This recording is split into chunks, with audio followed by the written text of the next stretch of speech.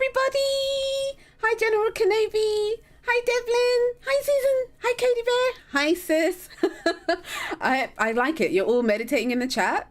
In case you hadn't noticed, in case you needed more meditation, the background that me and Storm use kind of goes in tow with breath. So if you need a moment to calm down before we dive into some quick work, meditate with the background images. Alana!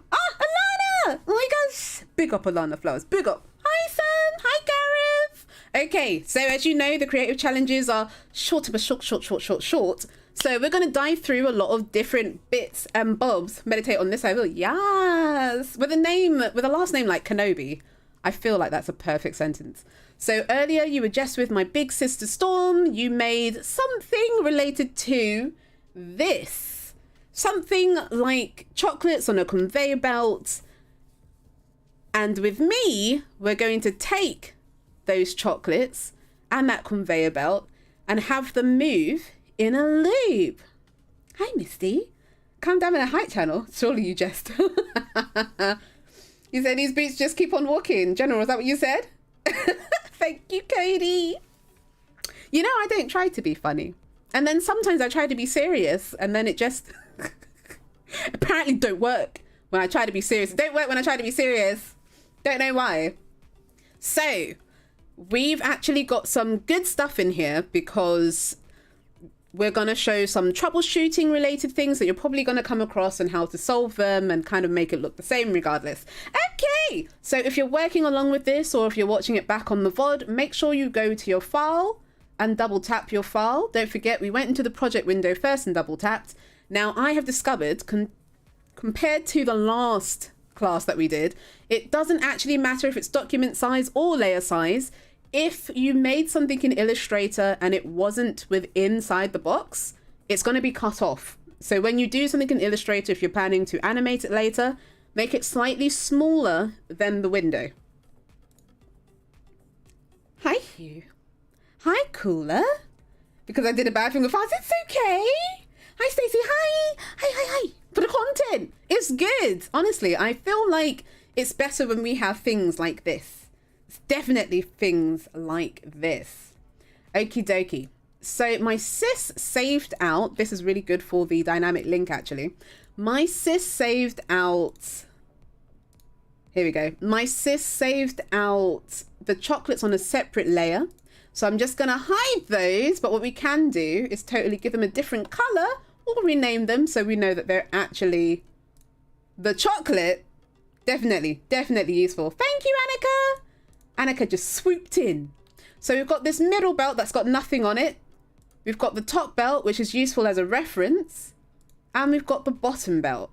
Now we don't really need these ones that already have still things on it. So we can totally block it. There we go. We can lock it down to make sure that we don't fiddle around with it. It's just a reference. We really are. We really are. Thank you, Katie. Thank you, Annika. And the middle belt is the one that we're going to use. So we need to make this belt move and then move in the opposite direction. But all the files are connected. What do we do? What we do is we right click the middle belt. We go to create. We create shapes from vector layer. Now that we've done that, it's opened everything. But oh no, it's stolen that light blue line. Don't worry, I'm going to show you how to refill it back in. What we're going to do now is open the contents. There's a lot of stuff in here, but we're just going to systematically remove things. The only things we need is the background layer, the upper line, because that's what's going to move, and one circle. Since all the circles are the same, we don't need to save out each individual circle. So this is definitely our background layer. So I know what that one is. We can't use anything that's slightly off screen. Just as a reminder, if it's slightly off screen, it becomes half and we can't save it. So we're just going to get rid of those ones. And we're going to see if we can find a circle that's all together. And we have. So I'm just going to select that entire group, right click and do group shapes. There we go. So I know group 27 is the background. This one is one of those circles. And I'm going to get rid of everything else I don't need. We'll just be able to duplicate it easily afterwards once we've actually animated our stuff. Let's see, where is the upper line? There's our upper line, so we don't need any of these. Background, circle, another circle. Hi, Katerina. Today we're doing a After Effects creative challenge. So the file I'm using, if you'd like to join in with me, or if you're using the one that you'd made with Sis earlier, you can absolutely use your own file for this. But if you want to join in with me and use a file similar to the one that I'm using, please check the chat below. Cody will pop a link down for you. So this group, which is actually the thin slivers, isn't actually visible, so we don't need this one either. So I'm left with two groups. Am I? I've deleted a group I actually needed. Hold on, there we go. I'm left with three groups. We've got our upper layer. Hold on. Hold on a second. He's being cheeky. I'm missing that upper bar that I want. There it is. That one. I had it selected by accident. Whoops. It's that. Okay. Now we know what it is. Don't delete it this time, Pixie. Okay. It's fine now. Lovely. So I've got my upper layer, my background layer, and a circle. I'm going to duplicate this 3 times, and I'm going to make this layer only have one thing in it. So this one's got the background. This one's only going to have the circle. We can rename these to make it easier for us to find. So this is belt background. We can call this belt circle. Belt sir. And this one will contain our upper line. There we go. Now you might have noticed that our background color and the original one that Sis has done is not the same color. That's okay. We can totally fix that. All you have to do is open the layer, go to contents, open the group, go all the way down to fill, and lower the transparency till you get a color that you're kind of happy with. There we go. So when you do separate your layer into an editable vector, it does sometimes change things, which is why we're missing the upper bar. It is okay. We can totally recreate it here. Wait, Pixie, make a bucket on the side for finished products to hop in? Wait, just so we can be like, ta-da. Could you imagine if we did like a animates here, we pull it out, and then we're like, wow, amazing. The bucket was real all along, nom. And then like we need like a, who else but Adobe? Like we need one of those kind of ting-a-ling sounds. Okay, so we've got this, we've got this, we've got the belt. We don't really need the belt background, so I'm going to lock it down. If we don't lock it, we might move it, do something weird with it. Wait, do the chocolates drop a level? No. So, I mean, that would be kind of cool. What we're doing is making them just go on a quick rotation. So this is absolutely, you know how I like doing the smarter, not harder thing? We're going to only animate one and then place it on all of them. Annika, you're making lots of work. You're making lots of work for us here, Annika. Not sure we can do it in this time frame. But that would be really cool. The reason why we have one that's isolated is because Sis put the chocolates on a separate layer for us. Before we would have had to separate them ourselves, which is a little bit long-winded. But the others are there to let us know where they should be. Valdez said, I love these sound effects. Pixie does. Hope to see it in the next AE release. If you do, you'll be like, oh, it's a Pixie. It's Pixie. Devlin says, drop all the treats into a box and ship it to me. Wait, hold on. What is this? So is Adobe the new Amazon? Here's your beautiful nom creation that you made. That would be so cool. Okay, back to it. You lot are distracting me with wonderful thoughts of, could you imagine like a little cute little cute Adobe box just coming to your door? Freshly baked. What are they making? Conveyor belt chocolates? I will 100% put my laughing emote on the side and have the chocolates falling into my mouth. Look at you lot. Wait, where's Vlad? I tried to say the whole name, Vlad. I tried this time. Right, what are we doing next? We need to get these colors on. How do we? Well, we make it easy for ourselves. First, make sure nothing is selected. If it is, you're gonna mask off stuff, and that's not what you wanna do. You wanna go up to the top, find the shape tool, click on the square, go to fill, and paint bucket or eyedropper. Select the color that you're after. I want chocolate now. No, Alana, I'm sorry. I'm sorry. Now that you've got your color, we can totally just click and drag. And instead of duplicating the shape layer, I'm going to be nice and neat. Select the rectangle and press D down there. So now I had one rectangle, now I've got two. So if I go to the move tool, I can move it over. This allows me to have multiple rectangles in the place that I need them to be. And the reason why I made mine so long was just so I could get it in the same sort of place that my sister placed it. Wait, so Adobe are sending us a bucket of chocolate bonbons each, right? Right? That's what I'm hearing here. Oliver, I'm sorry, Oliver.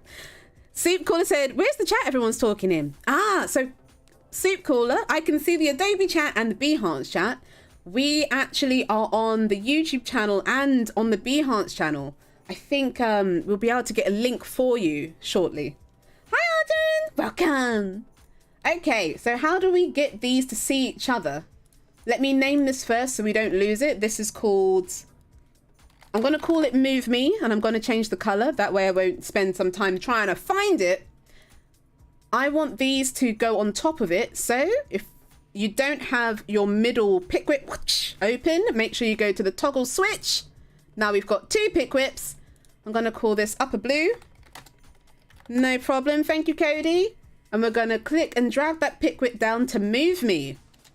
Now we can see it's limited itself to that section, but the conveyor belt itself has disappeared. What will we do? I have good news for you. When you use the alpha tool, by default, it turns off the eye, which is really good in lots of other cases. Not good for this. So we're going to turn the eye back on. Ta-da! Now it looks like it's perfect and in the right spot. Oh, let's turn off the stroke. We don't need the stroke there. There we go. There we go. You need, wait, I'll be. Okay. We're going to do the same to Move Me, actually, because remember, we want this. Oh, let's parent this first. If we didn't parent the Upper Blue to the Move Me, it's going to move without the bottom layer. Now I need this to go along, and I want the bottom half to go in the opposite direction. That's kind of like how conveyor belts move, right? So let's fake it. Let's make another box. I've make sure that nothing is selected first. Go over to your box, click and drag halfway in the middle, or just covering the lower box. I'm going to call this Cover Me. I'm going to put it on top of Move Me. And on the Move Me layer, that's where our conveyor belt is. I'm going to use the middle pick, put it on Cover Me, and I'm going to flip its position. And I'm also going to make sure that this stays parented, just in case I move it somewhere else. But now it can move along. Fantasmo. I'm going to keep these all together because there's no more editing that's going to happen to these particular ones. So I'm going to merge this, call it Belt Move Me. And now, if we were to move this, I'm just going to move my anchor to the side. You don't have to. Personal preference. Pixie, you're amazing. Oh, thank you, Vlad. You're too kind. You're too kind. We're going to press position on the first part. I'm going to move over a little bit. It looks like 30 seconds is too long. So let's right click our day through composition. Let's think that maybe this will only last 6 seconds. Let's turn this down to 6. You realize you have After Effects downloaded, but you don't have Illustrator. You'll still be able to import the Illustrator files into After Effects, even if you don't have Illustrator enabled. So that is very handy. Right, so I've got the position here. Also, if you're doing these back, because this is day 3 of the Sunstorm or the Stewart Sisters Adobe Creative Challenge season, where Sis does the Illustrator first and then I do After Effects afterwards, you can totally look at the VODs and then try join in with the Creative Challenge at the very top if you're on Behance. So I put my keyframe down, moved my indicator over a little bit. I'm going to move over in the X-axis. I've copied and pasted. So now it will move and wait for a second. I'm going to do it again. Move, copy and paste it. Now, those that are in my Animating 101 course know that we can also use the hold function, but this is me being an old 3D person, copying and pasting the keyframe and holding it there. And let's do it again. Move it over a little bit more. Make it more dramatic. Boom, boom. Holds a little bit too long. If you want to move the shape or the spacing of your keyframes, just pull them closer together. So it stops here. We got move, wait, move, wait. This is supposed to move. So we've got move, wait. Copying and pasting the last frame. Move, wait. And then off to the other side. And let's claim that this is where it starts back. So go over to just underneath our first comp's name, copy the number, go to day 3, composition settings, paste your number in. And if we press play, we've got boom, boom, boom, boom, boom. Great. I might want this to move faster. Remember, if the frames are further apart, it's slower. If they're closer together, it's faster. So I'm going to move it closer together. Maybe a little bit more closer. That's too close, I think. Ooh, that's all right. Make it a little bit closer. Yeah, okay. Cool. We've moved it. What are we going to do now? Oh, Sis just said 3D combo streams next. I can't wait to learn some more of dimensions is what it's called. And then maybe we can. We've done one, but how do we make it look like it's looping? Easy. We're going to duplicate belt move me. And we're actually going to remove all of the keyframes we just did. Oh, welcome, Soup.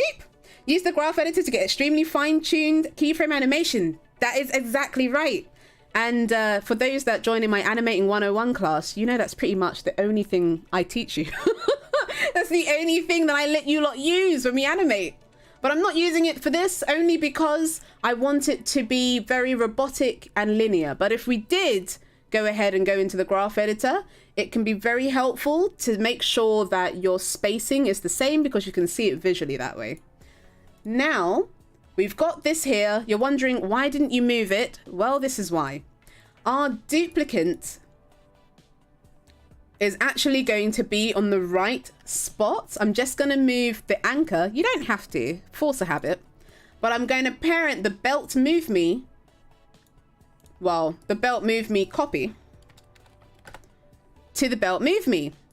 So now, because it's parented at the very end, it looks like there's more moving and it looks like it's looping, even though it's not.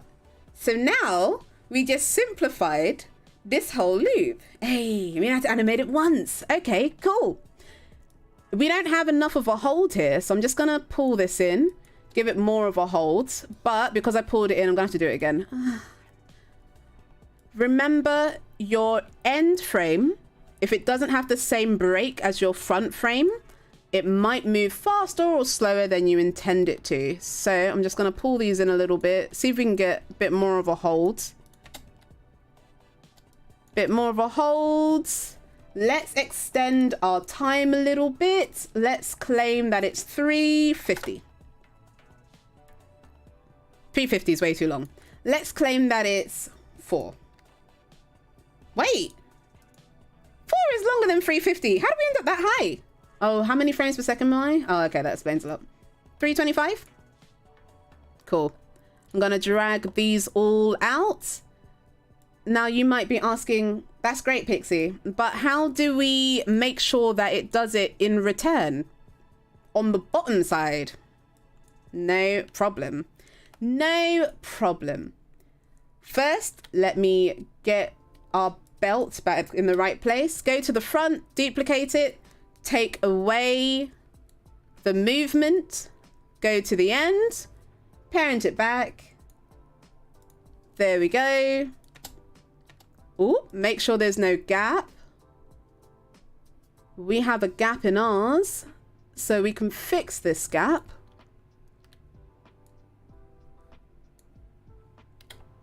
by making sure that we're actually at the end and not too far. Make sure that we're not using up our time while we do this. You only have your homework to finish? Oh, I'm so excited. I got to brush up on what we're going to be doing after this stream, actually. Okay, there we go. Parented. Boom. Nice. It looks flush. I'm going to move it in a little bit more. We've got 4 minutes. Don't worry. This won't take that long. Let me copy this. Paste it. There. So we've got this and it moves. Great. What do we do next? Hi, Charbel. What we do next is we put them both in a composition to keep it stable. We're going to move the anchor down. We're going to duplicate it. We're going to right click our duplicate. Go to reveal. No, go to transform, flip vertical and pull it up a little bit. There we go. But they're moving in the same directions. How do we flip it? We right click it, do transform and flip horizontal. Now they're moving in the opposite direction. Ah, not bad, not bad, not bad. And to help with this, I'm just going to use the scale a little bit. There we go. Now they're actually in the same place. There's no gaps. Wonderful. Okay. So how do we connect the chocolates to this now? In order to do that, go to the chocolate that you've got selected. I'm just going to move the anchor down below because wherever the anchor is, that's where the animation is going to be. And we are going to... We can't use this one, sadly, because it's halfway at the end. 2 minutes. I got you. Go, chocolate, go. We select all the chocolates and we parent them. Hold on a second. Well, we would. This is the only downside of having connected them first. So perhaps we should connect them after. If we double click inside the pre-comp where it says move me, I'm going to paste the chocolates in here. I'm just going to move them over a little bit. And I'm just going to parent it to the one that actually has the animation, which is this one at the bottom. So select them all and parent. And now they move. After that, all you have to do is animate your chocolates. And the same with what we did at the beginning. Duplicate your chocolates and make sure they don't have their positioning on them to begin. Allow the animation to go all the way to the end and then parent it back to the one that moves. So now you've got chocolate that looks like it's going eternally. Although there is the chocolate at the bottom. Just remove it from the chocolate at the bottom if you don't want the chocolates on the bottom. But ting-a-ma-ting. It's good, right? It's good. It's good. And then, since we've got 1 minute left to go, once you've done that, I'd suggest you'd group all of them. Hi, Spun. I suggest you group all of them, put them into one comp like I have done at the bottom here, and just move its position. That way, it looks like there's a bunch of chocolates moving all over the page. Super stick chocolate, yeah. But yes, thank you so much for joining, for watching, for learning. I'm looking forward to seeing your challenges. I'm in the Discord now so I can see whatever creative challenge you have done. So I'm looking forward to seeing what you do. But yes. Oh yes, Animating 101. I will be there for that. I am your host for that one. So if you'll be there, I'm looking forward to seeing you to learn some more animation tips and tricks. But thank you so much for watching the stream today. I hope you had a great time. See you later. Bye. Bye.